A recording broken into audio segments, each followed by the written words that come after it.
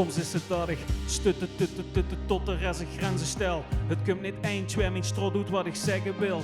Als ik kijk waar ik vandaan kom, krijg ik kippenvel. Moet ik er mild zijn voor mezelf, ik heb minder hel. Ik ben er klaar met om constant op de rem te trappen. Het is mijn verhaal, nee, ik wil het leven zelf gaan snappen. Terug naar de basis leren leven zonder oordeel. Voordat het te laat is meer te geven en de waarheid te vertellen in de spiegel en aan mijn omgeving. Voor mezelf op te komen in de samenleving. Want ik doe naartoe, ik weet dat is het schone nu. Er leid je gelukkig meer dan één weg naar Rome toe. Ik doe mijn oren toe voor types met een grote moel. De bombardie interesseert me echt geen klote nu. Wat een anger van mij denkt of over mij zou zeggen. Ik trek mijn eigen plan, ik hoef niks meer te overleggen. Leven, schat. Nu luister eens. Du moogst er zien. Gans als mens. Dus leven dich. Leven doe. Ongeremd. De tijd is nu. Anger rappers dissen en ik dissocieer. Het leek wel gisteren, maar gelukkig nu, dat is niet meer. Zoveel lui, die de stilte mogen profiteren. Nooit de kans gepakt, mijn echte ik te profileren. Zoveel dagen, het de angst aan mij geknaagd. Panisch prakkezeren, blok beton in de maag. Huilend hyperventileren tot de volgende vlaag. Mijn geluk aan het saboteren met de lasten die ik draag. Shit, bang voor lui, bang voor ooien, bang voor boete. Bang voor teruggaan naar de boeien en geploeter. Bang voor spreken, bang voor denken, bang voor alles. Bang voor leefde, bang voor leven en voor penging. Bang voor eten, bang voor drinken en verlangens. Bang voor kriegen, bang voor geven en bezinning. De hoogste tijd nu om mijn rug opnieuw terecht. Ik ben er klaar met om voor rummer te blijven vluchten en te vechten, ei. Leven, schat. Nu luister eens. Du moogst er zien. Gans als mens. Dus leven dich. Leven doe. Ongeremd. De tijd is nu. Sommige lui zijn bang om nimmer te leven als ze doodgaan. Ik ben bang om niet te leven als ik leef. Gun zichzelf die geluk. Durf voluit te leven. Heel veel zorgen die voor ons maken. Zijn deks om het even. Ik heb geen schrik om op een gegeven moment nimmer te bestaan, maar eerder om vergeten te worden en niks na te laten.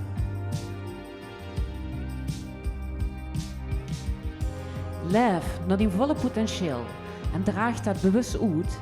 Inspireer anderen tot hetzelfde en help hen zo vooruit. Leven, schat. Nu luister eens. De moogst er zien.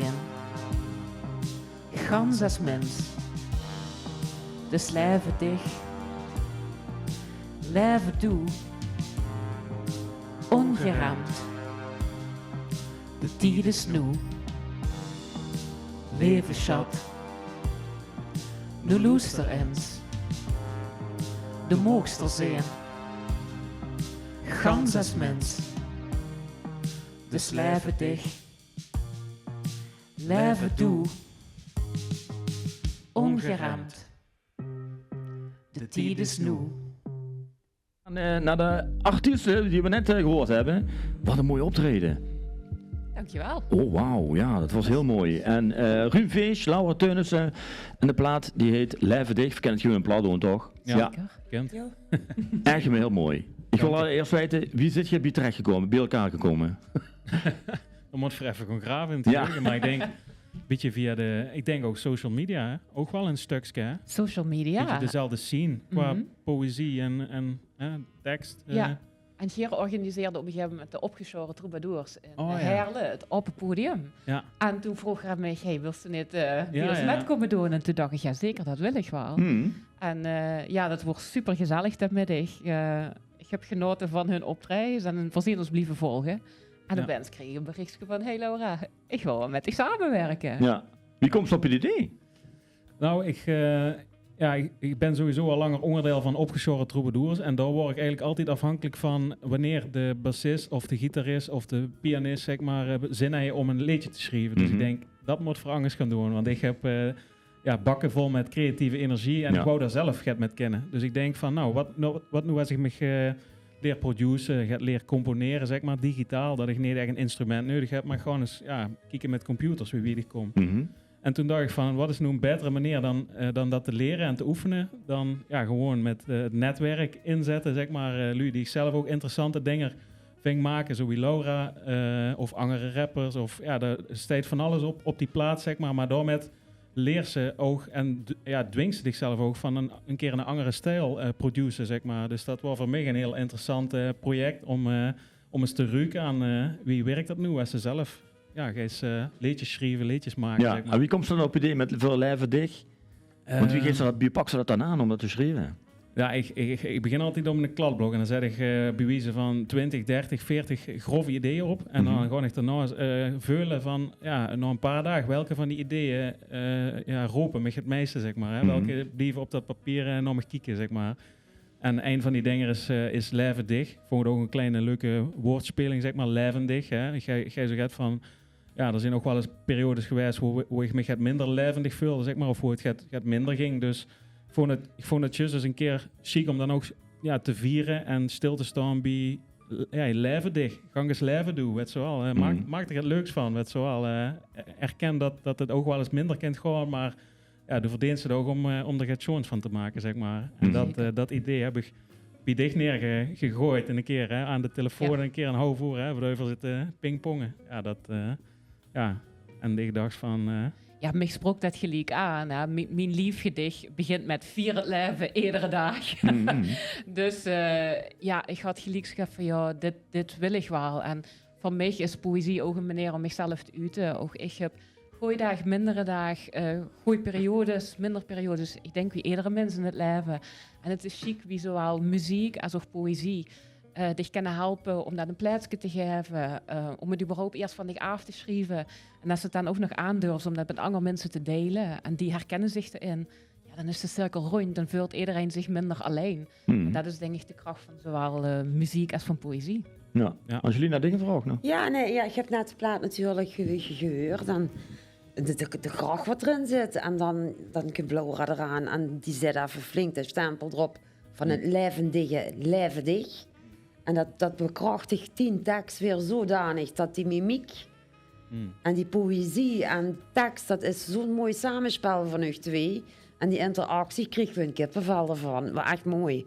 Oh, dat is heel chic om Wat te een horen. compliment. Je hebt me geraakt. Dankjewel. En dat is eigenlijk denk ik ook wel het doel van muziek maken. Ja?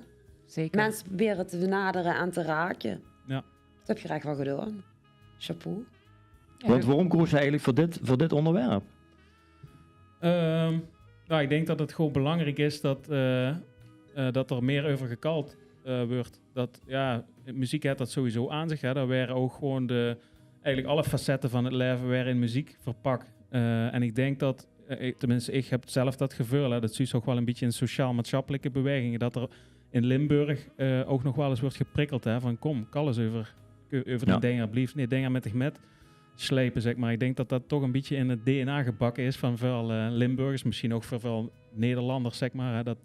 Misschien dat heel veel u er überhaupt met struggelen, zeg maar. En ik denk dat het ook spiegelend kan werken. Als ze zelf een beetje een beweging start, of al is het maar klein, of met een paar man, of met zichzelf, zeg maar, om dich te uiten op een bepaalde manier, dan spiegelt dat ook weer op anderen van, hey, door gebeurt het kwetsbaars, misschien kan ik ook eens gaan delen, zeg maar. Dat is wat ik ook wel hoop te doen.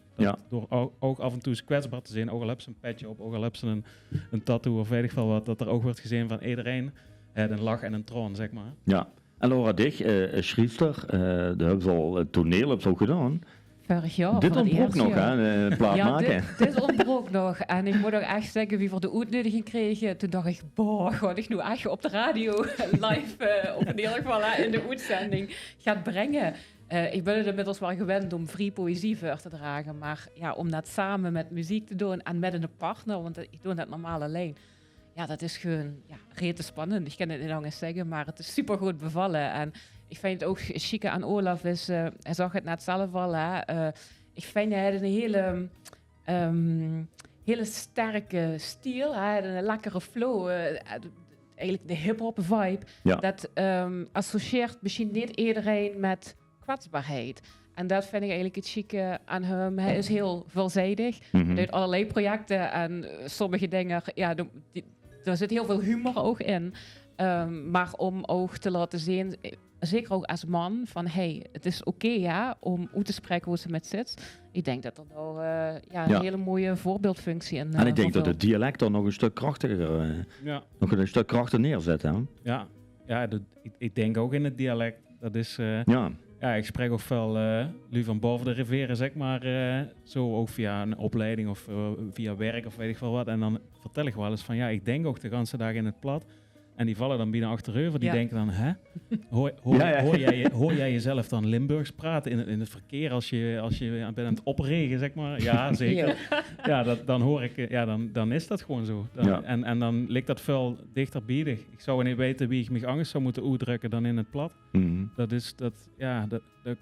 Zelfs Nederlands, wat eigenlijk dan, wat ook heel, dat ken ik ook van Ben en van Boete natuurlijk, maar dat veel toch veel minder. Je hebt wel eens geprobeerd om daar liedjes in te schrijven, Nederlands of Engels. Ja, zeker. Nederlands ook, ja. Dus dat vind ik wel ook leuk om eens met te experimenteren. Maar toch blijf ik altijd terugkomen bij het plat. Ja, en doe Laura, heb je dat eens gedaan? Het Engels of Nederlands? Ik heb het wel eens gedaan, maar ik herken wat Olaf zei. Ik ben docent in Duits, hè, dus spreek ik op hoog niveau. Ik ben een internationale opleiding, dus ik spreek ook Engels. Dus ik heb de talen voor het uitkiezen, maar het is... Het meest natuurlijke, de taal van het hart, is plat. Ik zeg altijd als ik op vakantie ga en er is een kindje of ik kom een katje tegen, ja, dan kan ik plat tegen. Want dat is het meest authentiek, dat is rauw, dat is puur. En wat ik altijd heel erg leuk vind, want als ik deelneem aan open podia, ik ben toch vaak in de poëzie een van de weinigen wat in het plat voordrug. En dan komen toch heel veel lui deks naar me wat zeggen. Ik spreek geen dialect, maar ik verstond je helemaal. Het kwam aan en dan denk ik, ja, zie ze wel. Ja. Lui veulen, wat ze zei. Ja. Ja, vertel eens even, Olaf, wie zit het met de EP?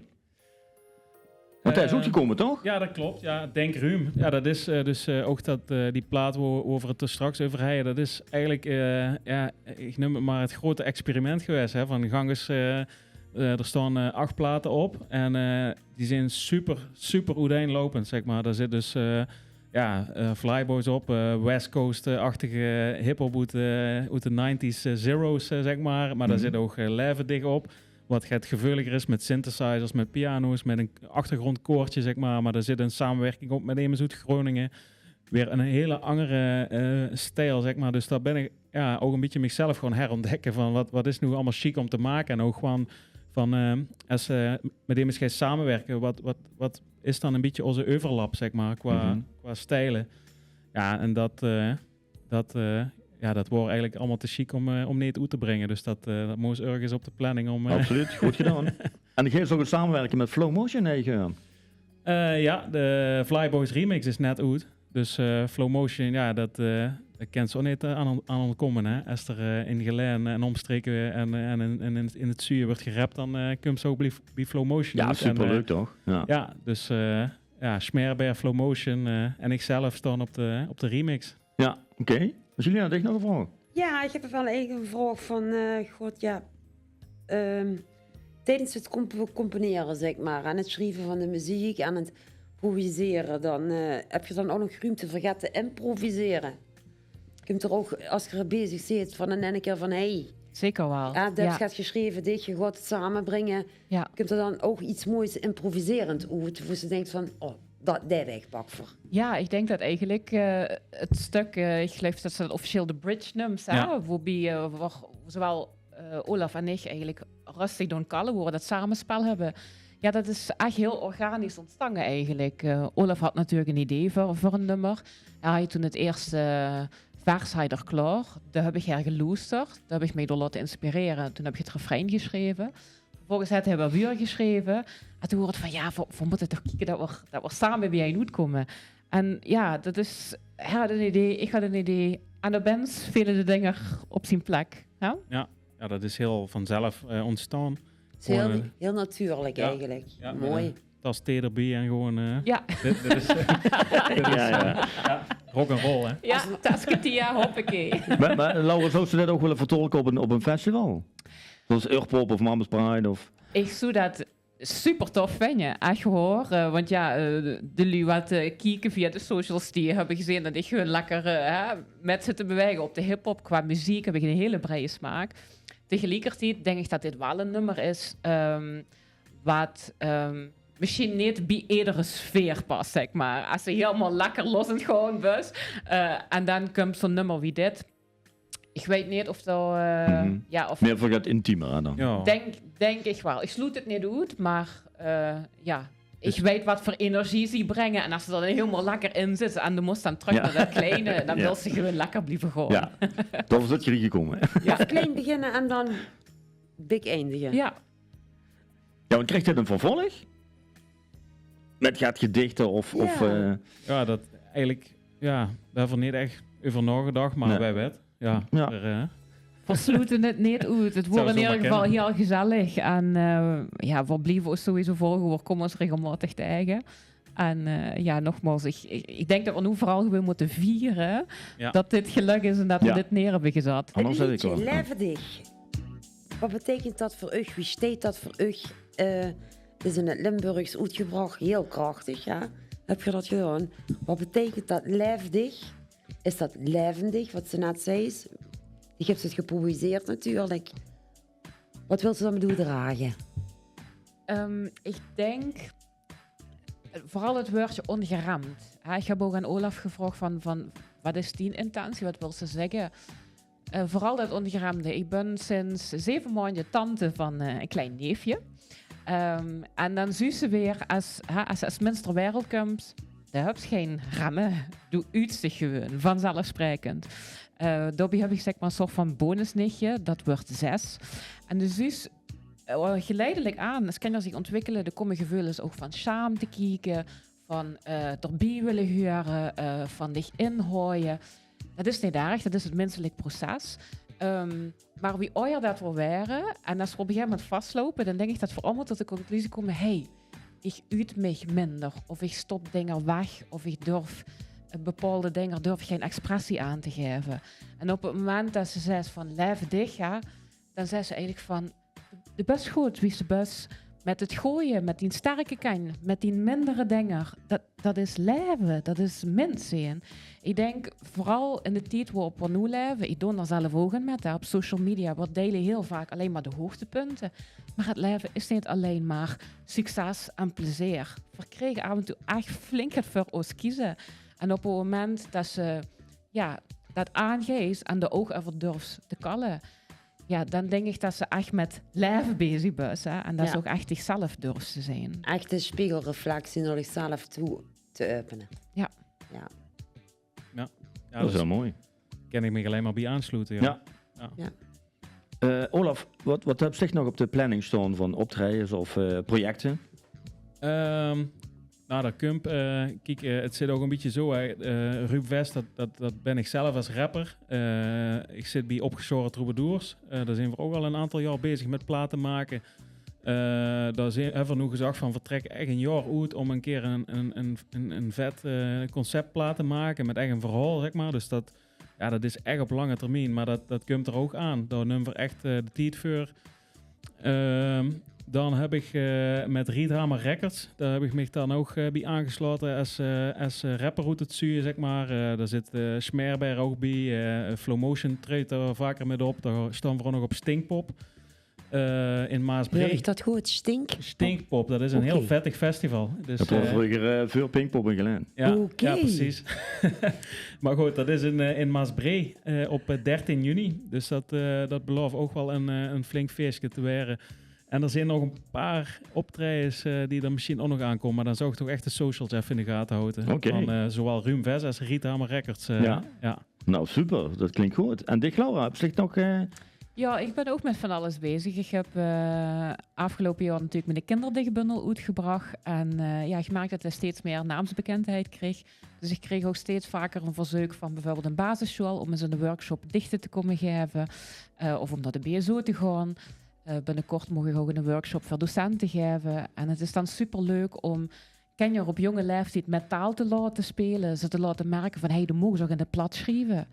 En tegelijkertijd om ook gewoon de ruimte aan alle talen in de klas te geven. Dus ik ga niet naar school om het Limburgs te promoten. Ik ga naar school om kinderen te promoten zich te uiten, voluit te leven, hè, en door middel van taal dat te schrijven.